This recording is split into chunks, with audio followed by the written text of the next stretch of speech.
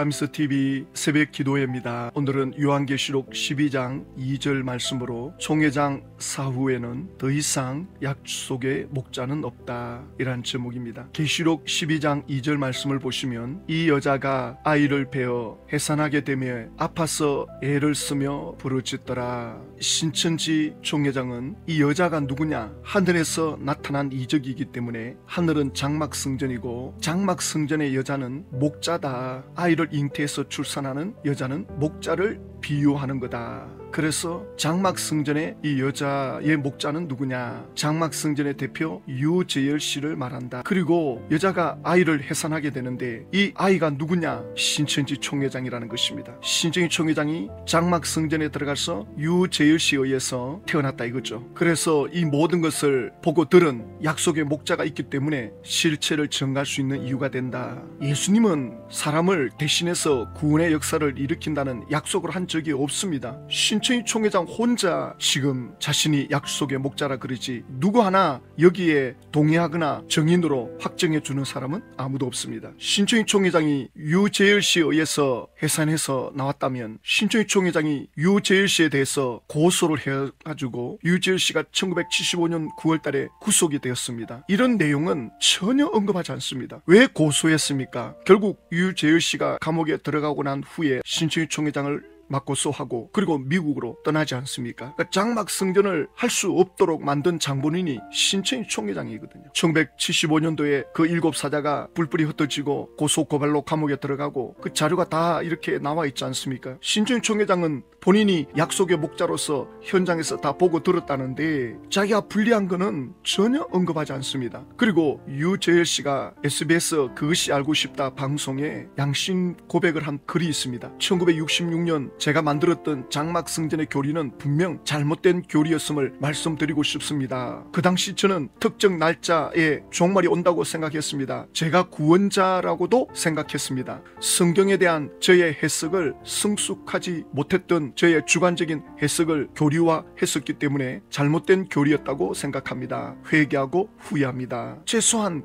이것만 보더라도 잘못을 시인하고 있잖아요. 그리고 유재열 씨가 이만희 씨에 대해서 뭐라고 말씀하느냐? 이만희 씨와 저와의 관계에 대해서도 말씀드리고자 합니다. 그가 장막성전에 잠시 몸을 담았었고 70년대에 서로에 대한 고소 및 고발로 인한 송사가 있었던 게 전부입니다. 유재열 씨는 이만희 씨에 대해서 알고 있는 것은 서로 고소 고발한 게 전부다. 유재열 씨가 계시록 12장 2절에 해산하는 여자라면 유재열 씨가 거기에 대해서 말해줘야 될 것 아닙니까? 왜 신천지 총회장 혼자 소설을 쓰고 있나 말입니다. 2025년 5월 17일 평화연수원에서 강의한 내용에 이런 내용이 나옵니다. 계시록 1장 2장 3장에서 본 바 예수님이 편지하라 해서 편지한 사람이 있으니 편지 받은 사람이 있는 것 아닙니까? 실체 말입니다. 예수님이 편지하라 해가지고 7사자에게 편지했다는 거예요. 그런데 7사자 중에 그 누구도 편지 받았다라고 말하는 사람이 없습니다. 그리고 그 편지에 대한 증거 자료도 없습니다. 이 강의에서 신천지 총회장이 뭐라고 하느냐면 편지 내용을 보았습니까? 이렇게 사람들에게 말해요. 편지 내용이 뭡니까? 계시록 2장 3장이 편지 내용 아닙니까? 이렇게 나와요. 그러면 그 당시에도 요한계시록이 책이 있었는데 계시록 2장 3장 다 읽고 보고 하는데 거기다가 똑같은 내용을 적어가지고 보냈다. 말이 안 되는 거죠.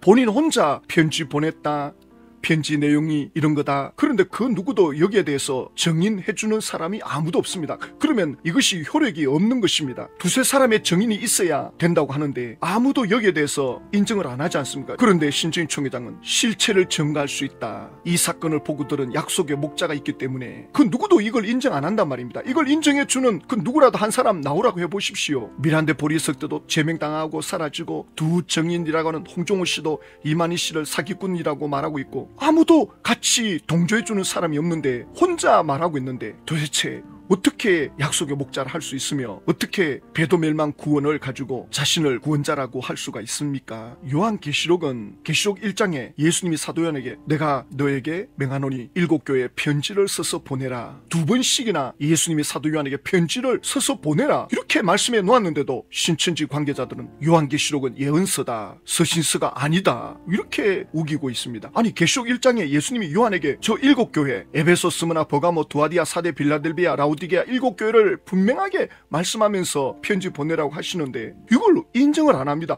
아니 성경에 나와 있는 말씀은 인정 안 하고 그 누구도 동조하지 않는 증인도 증거도 없는 신청희 총회장 말은 하나님 말씀처럼 믿고 있으니 억장이 무너지는 거죠. 그리고 사도 요한이 계시록을 편지해서 보낼 때 계시록 1장부터 22장까지를 완성된 계시록을 보냅니다. 그런데 이때는 인쇄술이 없기 때문에 한 며칠 걸려요. 에베소 교회가 요한계시록 전체를 다 읽고 스무나 교회로 넘깁니다. 스무나 교회가 이걸 읽고 다시 또 베끼고 다시 버가모 교회로 넘기고 요한계시록은 회람용입니다. 돌아가면서 읽는 계시록이었습니다. 이런 계시록인데 이걸 가지고 신일 총회장이 장막성전 7사제에게 편지를 보냈다. 아무도 받았다는 사람이 없는데 도대체 누구 말을 믿으란 말입니까? 그리고 해를 입고 달을 밟고 있는 이 여인은 누구냐? 또 해산하려고 하는 이 여인은 누구냐? 신구약 성경 전체를 볼 때 예수님을 믿는 교회를 가리켜서 신랑 되시는 예수님, 신부되는 교회, 에베소 5장에도 그런 표현을 하고 있거든요. 요한계시록 21장에도 말씀하고 있고 또 구약 성경에도 보면 하나님께서 이스라엘 백성들에게 내가 너희들의 남편이 되었어도 너희들이 내 언약을 깨뜨렸다. 이스라엘 백성들을 신부로 표현하는 경우가 있습니다. 예수님께서 이 땅에 왜 오셨는가 할 때 결과적으로 보면 구약의 이스라엘 백성들은 오실 예수님을 바라보면서 그들은 양을 잡고 피를 뿌리면서 하나님께 나아갔습니다. 그리고 오늘날 신약 교회 우리는 오신 예수님을 믿고 예수님을 따르고 있습니다. 예수님은 구약 교회 이스라엘 백성이죠. 그리고 신약 교회 이것이 계시록 7장에 가면 구약 교회는 12지파 입 맞는 걸로 14만 4천으로 상징으로 나오고 또 계시록 7장 9절부터 흰옷 입은 무리들 흰무리라 그러죠. 예수님을 믿고 나오는 이들 신약 교회 성도들을 예표해 주는 거죠. 그러니까 예수님은 구약의 이스라엘 백성들과 신약의 예수 믿는 사람들을 위해서 오시는 겁니다. 모든 세상 사람들을 위해서 예수님은 오시지만 그러나 예수님을 믿지 않는 사람들에게는 예수님과는 아무 상관이 없는 거죠. 바로 이걸 말씀하고 있는데 이 여자는 유재열 씨다. 이 아이는 신청희 총회장이다. 그러면 유재열 씨가 여기에 대해서 나도 그렇게 계시받았다 이렇게 말하면 그나마 뭐 그런가 보다 하겠지만 유재열 씨는 뭐 정반대 말을 하고 있는데 하나님께서 이런 계시를 줄 때는 여러 사람에게 보여주거든요. 예수님이 이 땅에 오실 때까지 구약의 수많은 선지자들에게 예수님이 오실 것을 말씀해 주잖아요.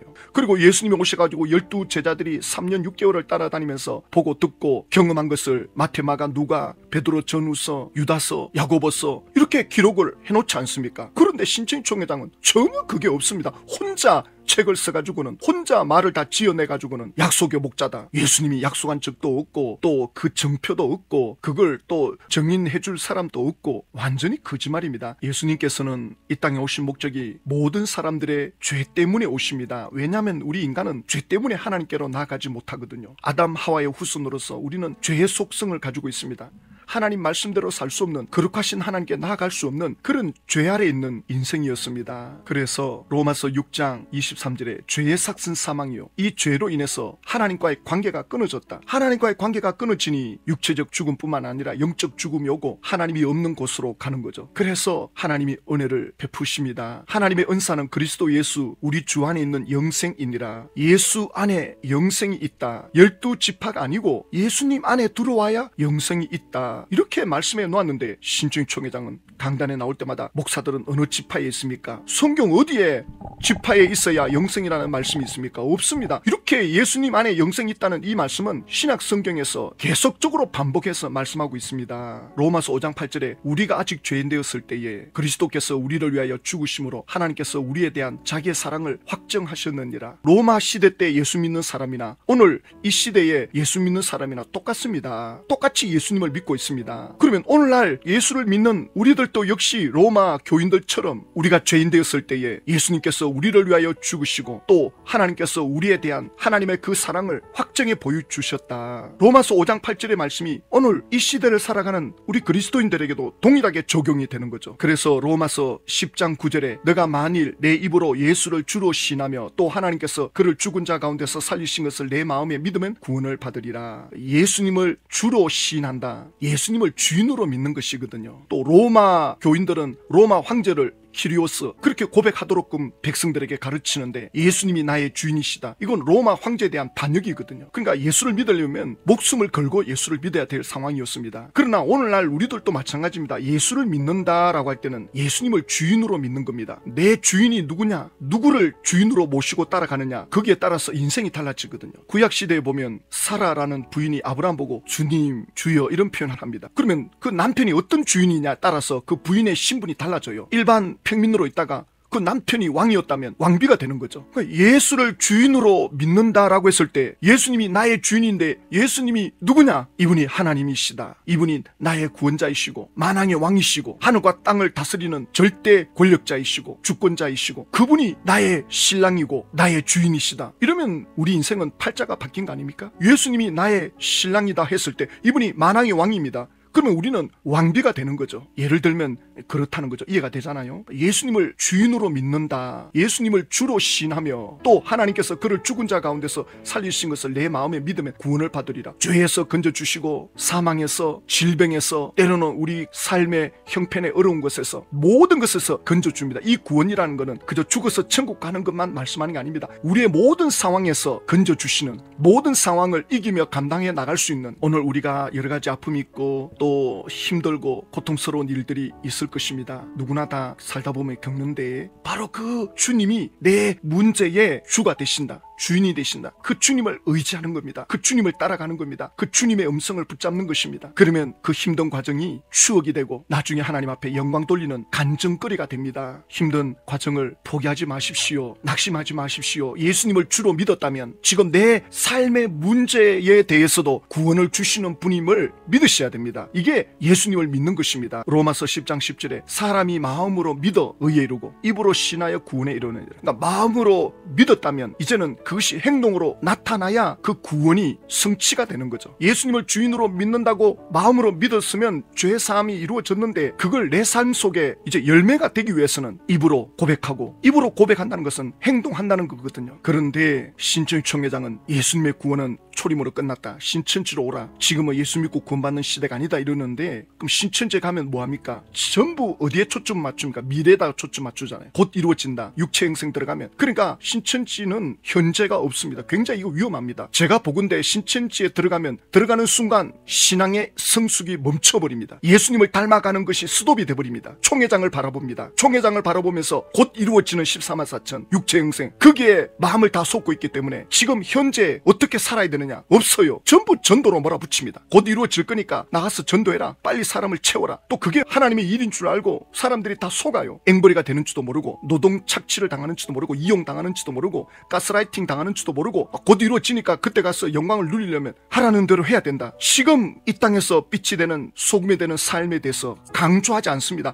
말로는 뭐 사랑 순종 하는지 모르지만 실제로 어떻게 살아야 되느냐, 하나님의 뜻대로 이 땅에 사는 게 뭐냐. 신천지는 보면 전부 전도밖에 없어요. 뭐 전도해라, 헌신해라, 뭐 이런 착취하는 것밖에 없어요. 그러니까 신천지에 들어가면 신앙 인격이 스톱이 돼버리는, 10년 있었다 20년 있었다 영적 상태가 스톱이 돼버린 거예요. 마치 아이가 태어났는데 10살까지 자라고는 그 다음에는 자라질 않는 거예요. 그거 어떻게 돼요? 전응아가 돼버리는 거죠. 못 따라가는 거죠. 다른 아이들을 못 따라가는 거죠. 성장이 멈춰버렸어. 대화가 안 되는 거죠. 적응이 안 되는 거죠. 그럼 자기들끼리 모여가지고는 계시록 18장 19장 20장 이루어지는 것만 바라보고 있는 거예요. 그 영적 상태가 어떻겠습니까? 비참한 거죠. 그러다가 총회장이 떠났다. 이건 뭐 상상할 수 없는 일이죠. 마태복음 24장 24절에 거짓 그리스도들과 거짓 선지자들이 일어나 큰 표적과 기사를 보여 할 수만 있으면 택하신 자들도 미혹하리라. 이 거짓 그리스도, 거짓 선지자들이 하나님의 자녀들까지 미혹한다는 거예요. 그래서 예수님이 마태복음 24장 25절에 보라, 내가 너희에게 미리 말하였노라. 내가 미리 말해준다. 자, 여기서 아니 예수님이 적그리스도를 없애주고 거짓 선지자를 없애버리면 될 건데 왜 남겨둘까? 그래서 예수님은 내가 거짓 선지자들을 없애줄게 이렇게 말하지 않았습니다. 삼가 주의하라, 분별하라 이렇게 말씀합니다. 그러니까 주님 오실 때까지 이 마귀 역사가 있다는 거예요. 주님 오실 때까지 이 거짓 그리스도, 거짓 선지자들이 같이 공존한다. 그걸 너희들이 알고 있어야 된다. 그러면서 하시는 말씀이, 그러면 사람들이 너희에게 말하되 보라 그리스도가 광야에 있다 해도 나가지 말고 보라 골방에 있다 해도 믿지 마라. 그러니까 그 거짓 그리스도를 주의하라는 거예요. 더 이상의 구원자는 없다. 여기 있다 저기 있다 하더라도 절대 미혹받지 마라. 이렇게 예수님은 말씀하고 있습니다. 예수 믿는 어느 시대나 어느 곳에나 항상 거짓 선지자, 거짓 그리스도가 있어 왔습니다. 2000년 전부터. 대한민국뿐만 아니라 뭐 외국에도 몰몬경, 여호와 증인, 안식교 전부 다 이게 거짓 선지자들이 만들어낸 거 아닙니까? 그러니까 신천지 총회장도 본인도 지금 약속의 목자다. 이게 바로 거짓 그리스도죠. 그러니까 예수님이 처음이고 끝입니다. 더 이상 구원자가 필요 없습니다. 예수님이 떠나시고 성령님이 오셔가지고 이제 우리를 가르쳐주고 인도해 주시는데 도대체 누가 우리를 구원으로 이끈단 말입니까? 성령님이 다 하고 계시는데 총회장이 사망하고 나면 더 이상 약속의 목자는 없습니다. 더 이상 신천지 안에서 아루가 나오면 안 됩니다. 지파장들 그때 가서 딴소리 하면 신천지 안에 계시는 분들은 더 이상 두 번 당하면 안 됩니다. 신천지 안에 계신 분들이 일어나서 신천지에 있는 부동산을 다 성도들에게 나눠주라고 신천지 안에 계시는 분들이나 탈퇴하신 분들이 하나가 되어서 이 일을 이루어야 됩니다. 신천지 총회장 갈수록 이제는 활동이 어려워져 가고 있습니다. 어쩌면 이것이 신천지 분들에게 이제 이 문제를 어떻게 풀어갈 것인가를 생각할 시간을 주는 것인지도 모릅니다. 신천지 총회장이 떠나고 나면 더 이상 약속의 목자를 운운하는 일이 없어야 됩니다. 그래서 우리는 이 일을 위해서 기도해야 됩니다. 이건 영적인 전쟁입니다. 혈과 육으로 해서 될 일이 아닙니다. 예수 이름으로 기도하면 주의 천사들이 이 영적 전쟁을 도와주십니다. 하나님 아버지, 신천지 총회장은 약속의 목자가 아닙니다. 총회장이 세상을 떠날 때 더 이상 신천지 안에 또 다른 거짓 선지자들이 일어나지 않도록 막아주시옵소서. 이 일을 위해서 기도하는 하나님의 사람들이 일어나고 또 말씀의 종들이 일어나서 이 일을 막을 수 있게 하여 주시옵소서. 예수님의 이름으로 기도드립니다.